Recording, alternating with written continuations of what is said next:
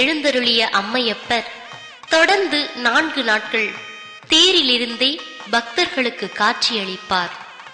திருத்தேரில் இறைவனை தரிசிப்பதும் திருத்தேரில் ஏறி இறைவனுக்கு பூஜை செய்வதும் மிகவும் சிறப்பானதாகும்.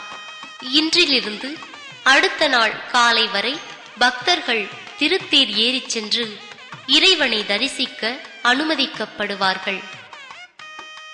அம்மையப்பரை போலவே விநாயகப் பெருமான் மற்றும் செங்கோட்டு வேலவர் சுவாமிகளும் தனித்தனியே இருக்கும் அவரவர் தேரில் எழுந்தருளி காட்சி தருவார்கள்.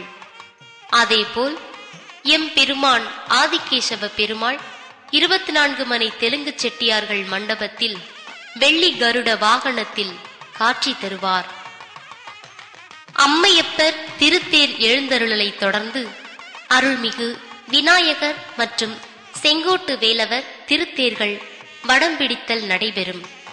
திருச்செங்கோட்டில் உள்ள 4 ரத வீதிகள் வழியாக திருத்தேர்கள் பக்தர்களால் அழைத்து வரப்படும். திருச்செங்கோட்டில் அர்த்தநாரீஸ்வரர், விநாயகப் பெருமான், செங்கோட்டு வேலவர் மற்றும் ஆதிகேசவ பெருமாள் ஆகியோருக்கு தனித்தனியே 4 தேர்கள் உள்ளன. அதில் அர்த்தநாரீஸ்வரர் தேரே மிக பெரியதாகும். அதற்கு அடுத்தபடியாக செங்கோட்டு வேலவர், ஆதிகேசவ பெருமாள் தேர்கள் இரண்டும் கிட்டத்தட்ட சம அளவில் காணப்படுகிறது. சிறிய தேர் விநாயக பெருமானின் தேராகும்.